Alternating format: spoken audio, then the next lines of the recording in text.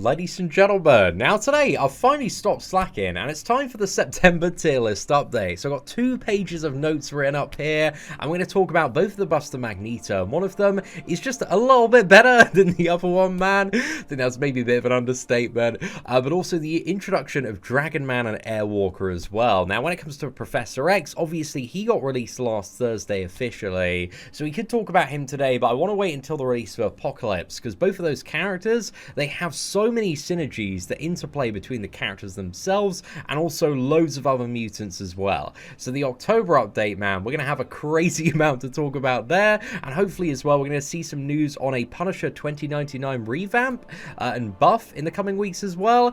So yeah, I'm looking forward to the October update already. We got a lot to talk about, but today, man, 2 pages of notes on Magneto, Dragon Man, and also Airwalker. So before we start, I just want to give the standard tier list disclaimer that this Google spreadsheet is entirely my opinion based on my own personal experience of the game.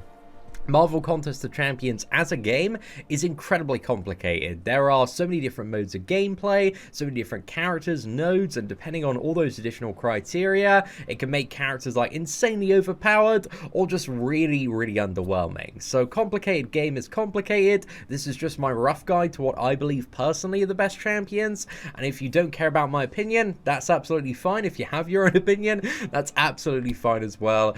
So please do let me know in the comments section below how wrong my opinion is. But yes, standard fun disclaimer before we start today's tier list update. So now that we got that super fun disclaimer out the way, I want to start off by talking about the big boy. We got the red version of Magneto. This man has pulled off one of the biggest Uno reverse cards in the history of the game. Literally, he went from the bottom of the trash pile all the way up to the best character of 2020. I was looking at all the other 2020 characters, man, and we got some pretty good additions to the game, but nobody is crazy and kind of meta defining as Magneto Red, because he's kind of a mutant character that tackles a lot of weaknesses of the mutant class, and he's just become this insane way to deal with so many really annoying fights and characters that have always been a problem for a lot of rosters as well. So why, after his buff, is the red version of Magneto so damn spicy? So in Marvel Contest of Champions, there are 185 characters, and 66 of them, so just over a third, have the hashtag metal, and he's pretty much become the ultimate hashtag metal killing character because he just has some crazy bonuses versus metal champions. And even like without those bonuses, man, he's still really, really good, but in those matchups he is something else entirely. And yeah, among the metal characters, there are some of the most annoying defenders and characters to fight in the game. Probably just like looking at this list of characters is giving you a lot of PTSD and flashbacks from very, very bad times. And he just whoops so many matchups where like other mutants can't go, and even exceeds like cosmic characters in certain matchups and scenarios for tech champions. So Magneto is crazy, man. He's so good for fighting so many of the most ridiculous characters and defenders to fight in the game. We'll talk about some of the reasons why. So the first big reason is the special 3 damage is ridiculous. If the opponent is immune to bleed, it's pretty much a one-shot if they have the hashtag metal. If you've got him at like 5-star rank 4 or 5-star rank 5. He's also like probably one of the most accessible 5-star rank 4 characters in the entire game, because if you get him, you've got all 5 variants giving you 2015 gems to rank 4 him, so you get a mutant from any one of the first 4 variants or a generic from the last one and you can take him up to rank 4. So he's a character as well, because he's been out so long, a lot of OG players already have him like many times as a 5-star as well. So yeah, so many people have been ranking this dude up recently. It's a little bit mad, but yeah, ridiculous damage off the special 3, and even if the opponent isn't immune to bleed, it still applies a massive bleed after, and if it's a metal opponent, that bleed at the end of the bleed of dealing massive damage then detonates for additional massive damage. So special 3 damage is just ridiculous, like either on bleed immune matchups or non-bleed immune matchups. He also has minus 90% bleed and shock damage, so this makes him really good with the suicide masteries, especially considering his rotation is mainly like get to the special 3, use the special 3, congratulations, congratulations, you've won the game. So yeah, works really, really well with suicide masteries, which again are very popular amongst the endgame community as well. And yeah, 90% bleed and shock damage reduction, great synergy with willpower, very good for certain nodes like biohazard as well, and also any shock nodes that do pop up. Now, versus metal characters, he does have minus 70% ability accuracy. He also reduces regeneration rate by 105%, so fully blocks out regeneration and slightly reverses it as well. He also has a plus 50% chance to perfect block, so you have a ridiculous chance to take 0 block damage, man. It's really, really good. Also, his attacks cannot be auto-blocked or miss, so matchups like Guillotine 2099, Darkhawk, Iron Man Infinity War, MODOK, all of these really annoying auto-block matchups or miss matchups, just completely ignores it. Also gains bonus attack rating. If he's fighting a tech character as well, he removes the class disadvantage, so he removes the attack penalty on himself and also the bonus from the attacker. So yeah, there's just all of this stuff combined with his already existing kit of utility is just crazy. He just dominates so many metal characters in this game. It is ridiculous. But his new playstyle does revolve around charging and using heavy attacks, and this is very easy to pull off in matches where you can parry. But once you start to master Magneto, heavy countering and kind of finding good intervals in longer opponents' special attacks to charge up that heavy attack and not get punished is kind of the key to playing this character really, really well across all of Marvel Contest of Champions. So he's a character that even as like a new or progressing player you can pick up. He's still going to be quite ridiculous if you fire off a special 3, but once you get familiar with this character and get a mastery on him and are looking for all those intervals where you can fire off the heavy attack and charge it up to double your prowess and get to the 30 prowess, then yeah, he's just going to become even more crazy. So yeah, Magneto, like, he has a really nice skill cap to him, and the more you play this character, the more you'll master him, and the more fun he will be for all sorts of different scenarios as well.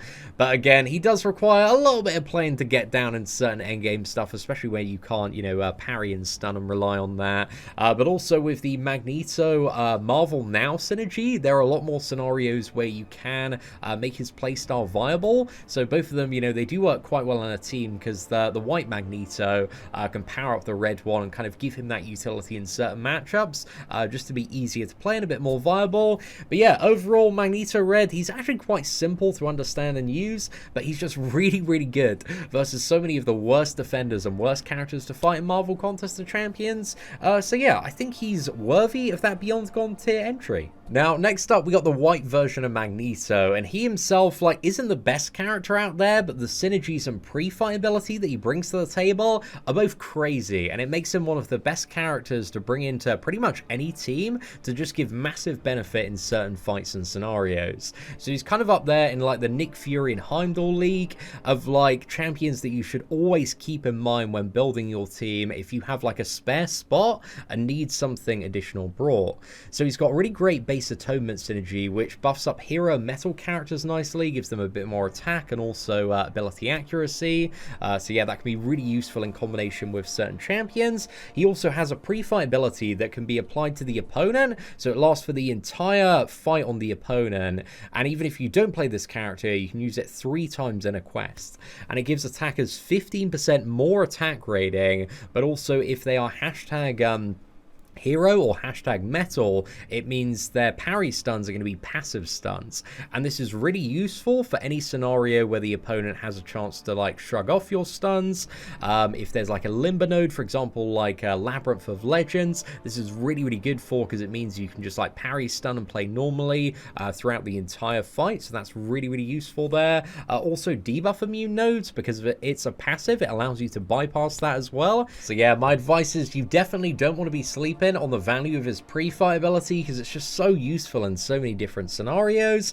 But aside from that, again, he's very much overshadowed because the red version is just so ridiculously crazy broken good that this one is, he's got a decent buff, he's much, much better than he was previously, but he's not doing anything near as crazy as the red one. But he does have full immunity to bleed, and also versus metal champions, he's got the same 70% ability accuracy. Instead of the healing, scaling, he has minus 15% combat power rate on the opponent. Again, it's not really like that much. Also, he gains bonus attack rating, plus 25% debuff duration, but that's it. Again, the red version has a lot more benefits versus metal champions, just comparatively speaking, and this one does require ideally winning 2 fights in order to fully ramp him up to 10 charges, because at 10 charges you've got the highest possible chance to trigger his prowess, because his one triggers in a bit of a different way. You can gain 3 off the heavy attacks, and the rest are kind of based off a chance based on the amount of persistent charges you have. So yeah, if you want to play this guy, you can't be dumping the persistent charges too early on, so something to keep in mind there. However, once he's ramped up, man, he actually has some really nice special attack damage with the prowess. His rotation is a bit more like longer fights, special 3, then special 1, special 2, but really it's using a lot more special attacks in comparison to the red version, so he's really not that suicide friendly, because again, in order to get the bigger damage off this one, it's mainly off crits on the special 2. So there's a lot of firing off the special 1 to get the armor break, and the special 2 to try and get a massive crit off that. But again, the crit isn't guaranteed, or it's not like a super high chance either unless you build a synergy team around it. So yeah, his damage sometimes can be like pretty insane if the special 2 does crit, but if it doesn't crit, it can be a little bit underwhelming as well. But he's still got like a nice degen or bleed off the special 2, so it's okay, man. His damage output, it doesn't feel bad. He doesn't feel like a noodle. It's just the red version is so crazy that he's in like this massive shadow comparatively speaking. But overall, the white version, he does bring some stuff to the table, but he's just nowhere near as good as the red version. But again, the synergies, the pre-fight, they're pretty nice, so you know, keep those in mind in the future as well. And then we got the 2 new characters this month, which again, very much overshadowed by Magneto. So first up, we've got Airwalker. So we've got Airwalker and Dragon Man. Airwalker is going in the high demigod tier, because I feel like he's kind of around this section of characters, just comparatively speaking. He does bring some stuff to the table, but he also has kind of a few flaws. So in order to get the most out of Airwalker, you need to win 2 fights before this champion really starts to shine, because winning fights gives you more power gain, more attack, and also unlocks the power of Galactus special 3. So after you win 2 fights and fire off your special 3, you've actually got some pretty insane burst damage, man. He's got a lot of damage output once he's fully ramped up, but again, it takes a little while to get there. There's lots of debuffs on this character, and also lots of armor breaks that can stack up to 4 to 6 stacks if you're playing very aggressively as well, and he does require this very aggressive playstyle to make the most of, because you need to keep on firing off specials but also refreshing your armor breaks with a light ending combo as well. He also has a nice steady regeneration on the special 3, and also passive unstoppable as well for 20 seconds. So for nodes where you need unstoppable to bypass a damage reduction, I know there are a few of them in map 7. I'm not really too sure he's the right character for map 7, but if we do see more nodes like that in the future, again, really good piece of utility there.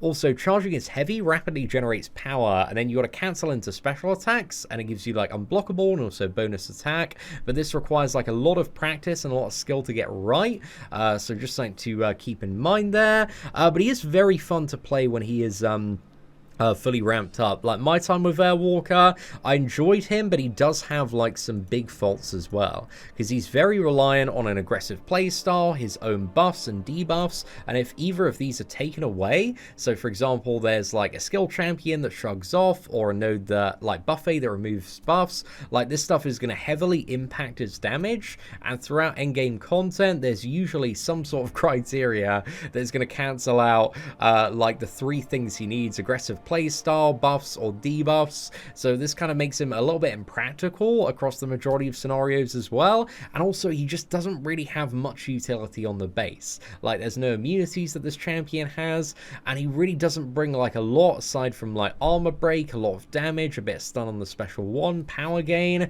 and it's just not really enough to be viable for a lot of these crazy endgame nodes and scenarios that we've seen, especially combined with a ramp up as well. So yeah, Airwalker, he's a bit of a funny one. I think a lot of the heralds have been a little bit of a letdown, in all fairness, man. Especially, what is it, Terrax, man, a few months ago. But Airwalker, I like him a lot more than I like Terrax. Terrax is just like dreadful to play. I found my experience playing Terrax very miserable, but Airwalker was actually really fun when he's fully ramped up. But again, it's kind of the practicality of the character that I have questions about at the moment. However, if you can get him going, he is really, really ridiculous. So I'm curious to see, like, moving forward in the next year, are many people going to pick up Airwalker, play this champion, what they're going to use him for? I have many questions, but I'm going to leave him in, like, the high demigod tier for now.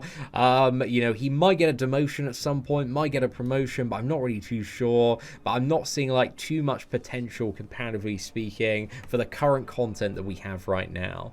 So yeah, those are my thoughts on Airwalker. Then next up, we have Dragon Man, going straight into the God tier column. Now, I think with Dragon Man, there's a really strong chance he's probably going to get a promotion to solid God tier in the next few months, but I want to see how this character performs on the live version of the game, and also what people use Dragon Man for.